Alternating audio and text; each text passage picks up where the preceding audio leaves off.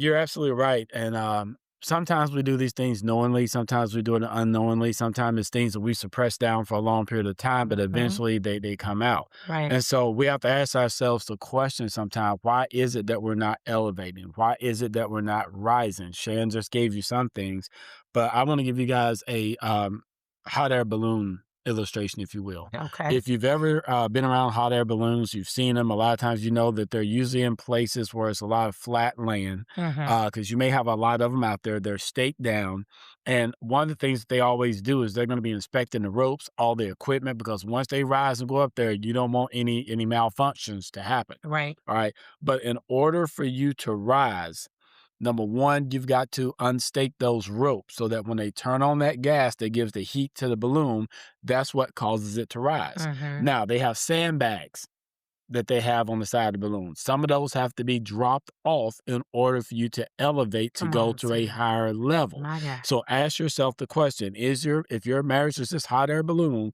what sandbags are keeping you down that's keeping you from rising up? And Mhm. so we have a list here. This is not going to be an all synonymous list, but we're just going to go down it and we're going to talk to you about some of the things that may be those sandbags, that weight, if you will, Right. that's holding your marriage down, even holding you down individually from getting to the next level where God wants you to be.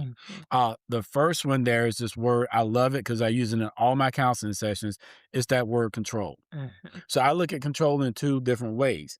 Sometimes we try to control everything to a point where it gets out of whack for us, and we can't control everything. So what we have to do is focus on those things that we can control and keep working there. And those things that we can't control, we shouldn't worry about them because we can't control everything that's going on. Mhm. Mhm. The other part of that is you trying to control everything because you know that you got to have your finger in it. It's got to be you the one that said it, you the one that comes up with the idea, you that brings it forth, you that give the briefing, all that good stuff, and you're trying to control everything, but in the midst of that, you're losing things as you're going along. Come on. And when we try to do that in our marriage, it's not my job to control my wife in the marriage.